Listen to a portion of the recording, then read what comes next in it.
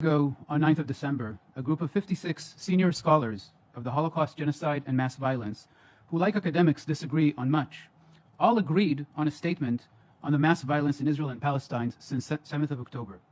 I signed that statement as well.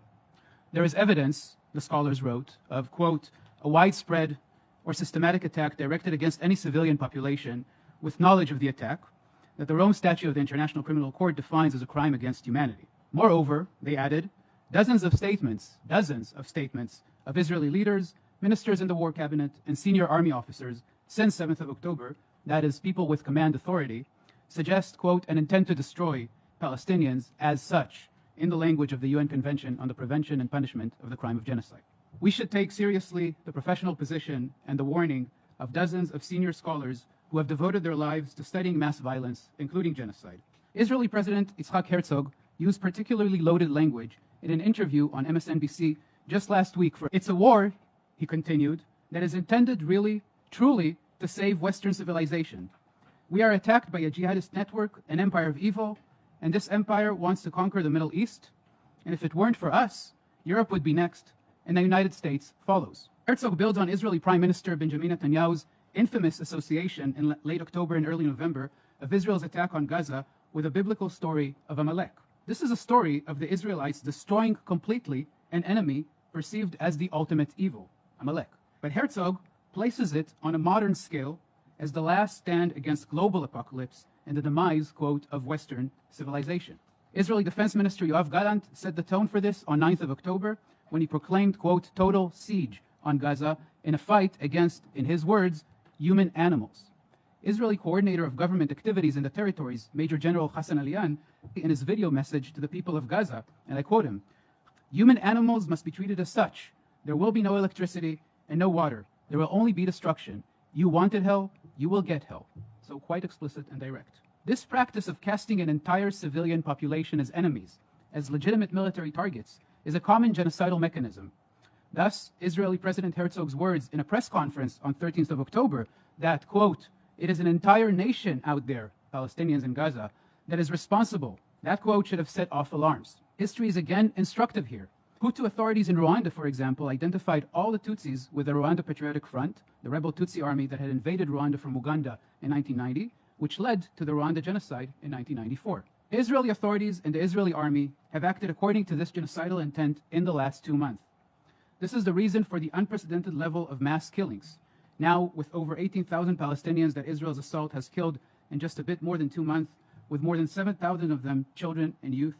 But, quote, killing members of the group and causing serious bodily or mental harm, the first 2 acts of genocide in the UN Genocide Convention, are not the only ones that Israel is perpetrating now in Gaza.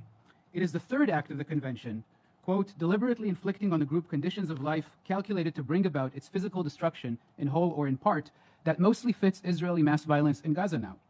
The total siege measures, together with the forced displacement of over 1.8 million of the 2.3 million Palestinians in Gaza, have indeed created in the southern part of the Strip severe overcrowding with a risk of outbreak of infectious diseases exacerbated by acute shortages of food, clean water, fuel, and medical supplies. All along, moreover, the Israeli army pushes Palestinians into an increasingly shrinking area in what is to begin with one of the most densely populated areas in the world.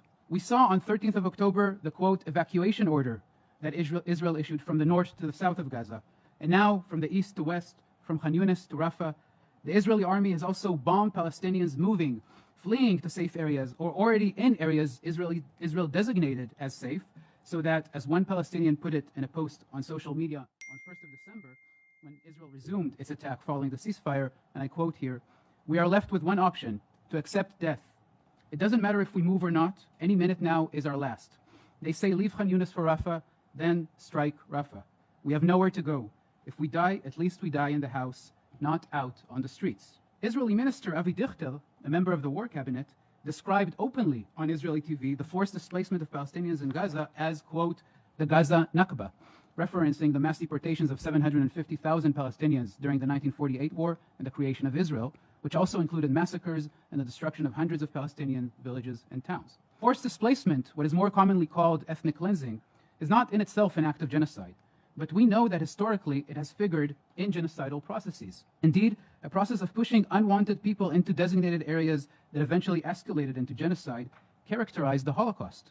It took the Nazis 2.5 years into the war of experimenting with various schemes of forced displacement of Jews from fall 1939 to spring 1942 to reach the final version of, quote, the final solution of the Jewish question. It is also important to mention the language we are hearing in Israel about deporting Palestinians in Gaza to the Sinai Desert.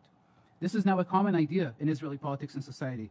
This was laid out first in a document prepared by the Israeli Intelligence Ministry on 13th of October, and it was articulated by various politicians and ministers, such as Dichter's comments on the Gaza Nakba.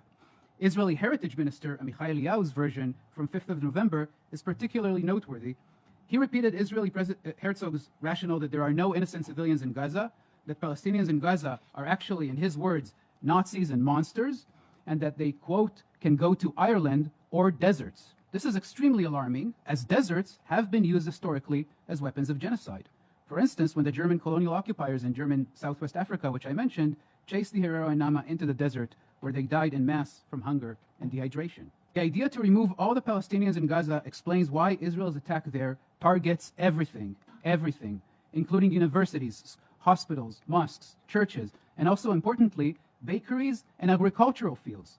This very much fits the total siege aim of creating severe food insecurity, malnutrition, and hunger conditions for Palestinians in Gaza. The bombing of agricultural fields also demonstrates that Israel does not intend for Palestinians to be able to return to live in Gaza. A recent video that circulated widely on social media, created by Israeli soldiers in the Sajaiya neighborhood in Gaza on Friday, 8th of December, shows them setting fire to a truck with food and water in it. How they describe what they are doing is horribly revealing, and I quote the soldiers. "It is the second candle of Hanukkah. We are in a factory of candy that is given to children who carry out terror attacks. We are bringing the light to this dark place, burning it until there remains no remnant of it." It is not at all by coincidence that Israeli Prime Minister Netanyahu said in a message to Israelis 3 days earlier, on 5th of December, that, quote, "This week we will light the first candle of Hanukkah. Our soldiers will bring light to the darkness in the alleyways of Gaza, the ruins of Sajaiya, in the terrorist lairs in Khan Yunis. The lights together as a great light will cleave the darkness." But these soldiers could take inspiration from the widespread incitement to genocide in Israeli media, politics, and public spaces from the 7th of October.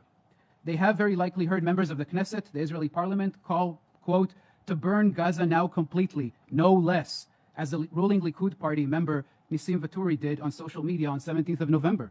And they have most probably heard politicians reaffirm Israeli President Herzog that, quote, "There are no innocent people in Gaza, including the 1.1 people who are children and youth there," as Knesset member Avigdor Lieberman did on social media on 1st of December. They may have also read Israeli journalist David Mizrahi-Veltheim, who wrote on social media on 7th of October that, and I quote, "If all the captives are not returned immediately, turn Gaza into a slaughterhouse. If a hair falls from their head, execute security prisoners. Violate all norms on the way to victory." Veltheim also added, "We are fighting human animals." That was 2 days before Gallant used it in his total siege proclamation.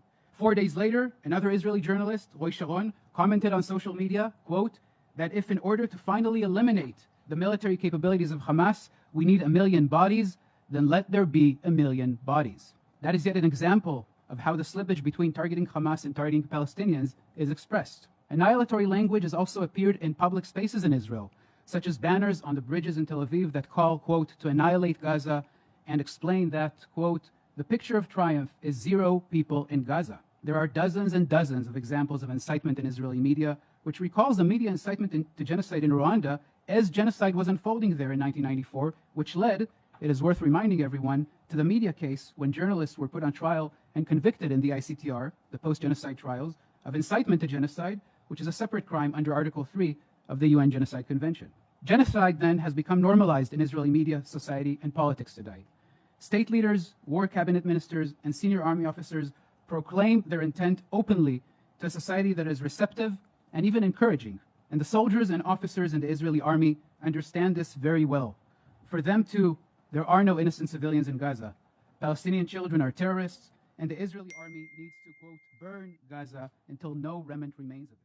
The 56 scholars of the Holocaust, genocide, and mass violence who signed the statement on 9th of December wrote that, quote, "The time for concerted action to prevent genocide is now," warning also that, quote, Should the Israeli attack continue, Palestinians under Israeli military occupation in the West Bank and East Jerusalem and Palestinian citizens of Israel face grave danger as well. It is our urgent responsibility and is the obligation of states under Article 1 of the UN Genocide Convention to heed this warning and act now to stop and prevent genocide.